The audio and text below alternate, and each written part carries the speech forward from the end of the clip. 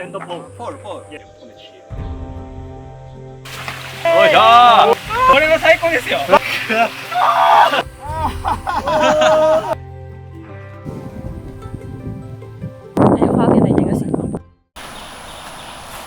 おはようございます。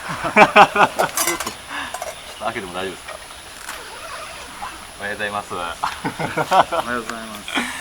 ちょっとですね、突撃隣のテントインタビューみたいな感じでさせてもらいたいです。今ですね、僕らは香港に、来てまして、ちょっとポップアップのイベントで、今回来てるんですけども、香港の人たちと、山歩いて、ちょっと今その朝になるんですけども、代表夏目に、いろいろちょっとこうテント泊装備どんな感じで今回考えてきたのか、香港での、トリップでどんな感じでセットアップしてきたのかっていうのをちょっと聞いていきたいなと思うんですけども、まずおはようございます。はい、おはようございます。朝早くから。夏目さん結構今回はテント泊装備、なんかどういう感じの視点で、基本割と僕が見てる中ではあまり変えられてないですよね、ここ数年こんなに大きくは。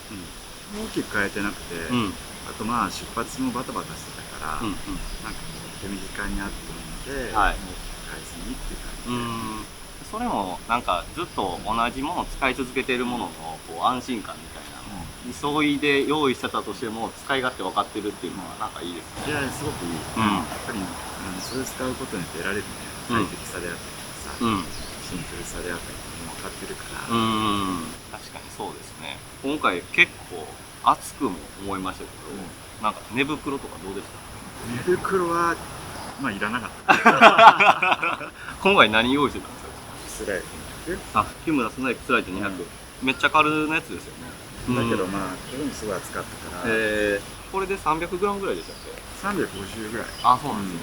僕今回はあれコクーンのシーツにしたんですけど、それすら使わなかった。まあやっぱ湿度が70-80% ぐらいいくと、あんまりなんかもう寝袋とかもそんなにやっぱいらないかもしれないなっていう。そうだね。それでもなんか抜けとか、虫よけですね。眠り用のパジャマとしてね、ライトパンツとか、この UL シャツとか、割となんかそういうのを着て、でヘッドネットかぶって寝てた。なんか UL シャツに長袖あったりとかしたら虫よけも含めて良さそうですよね。そんな感じです。そっちの方が大丈夫かな。今回泊まってるところが香港ってそもそも山の標高がだいたい1000いかないぐらいなんですよね。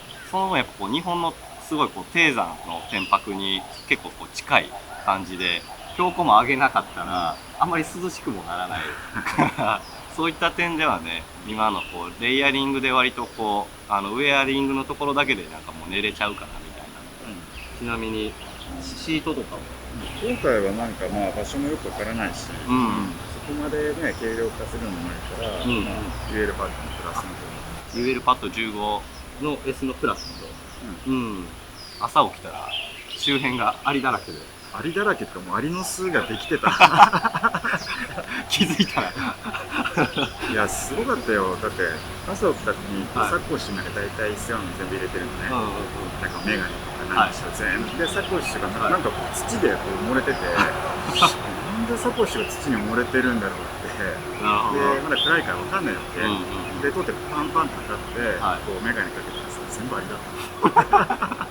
もうほぼアリの巣の上にちょっとやっぱアリの巣ができてたんだ。できてたっていう。香港のアリまた強くて袋とかね破かれてたりとかするぐらい、そんなちょっとハプニングもありましたけど、あと結構クッカーとかもこれはよく使ってますよね、このセットアップ。これが一番なんかもうしっくりきてて、ポケネンとどちらさんのやつでしょ？これ FU ハブの FU ハブ。これがまあちょうどよくて、要は食べるときにもうこれがなんか大きさ的に気持ちいいんだよ。もう自分の食べる量が決まってる。食べる量と大きさ深さとか全てちょうどいい。さっき見てたらコーヒー飲む時とかもこの持ち手がついてる分、コーヒーちょっと水をこう振ってね入れられるから、注ぎも安いし、いいなみたいな。であと風防とまあジャスフィットだから燃焼効率もすごくいいし高いしみたいな。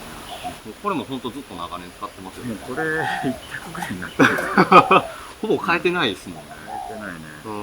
あとはなんかねラーメンとかもし食べるようなことがあれば、もうちょっと大きいやつあ、そうなんだ。がまあこれかまあじゃあもう基本ソロで行ったりとかする場合は、もうこのクッカーのセットが一番出番が多いかなっていう。結構ほんとこう道具って常に新しいものが今の時代にたくさんいろいろ出てきますけど、ずっと使っていく中でその使い勝手のやつがまたこう進化していくみたいな、そういったものもやっぱあるなと思うんで、変えない良さっていうのがありますね。気持ちいいものはねやっぱり使ってたいし、ありがとうございます。今回ちなみに歩いてまだ1日目で次の日の朝にしかなってないですけど、これ持ってきておいてよかったなとか、これ試してよかったなみたいな。まあそこまでわかんないけどね。なんだろうね。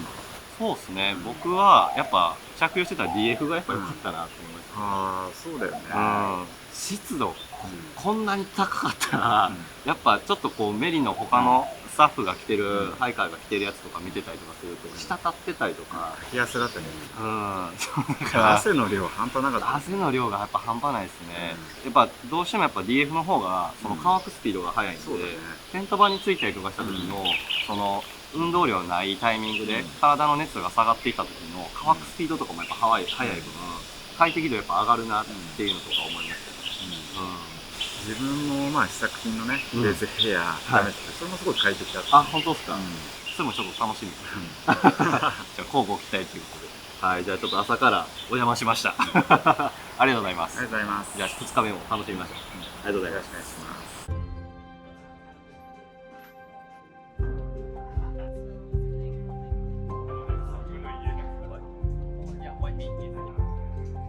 お疲れ様。いいね、ありがとうございます。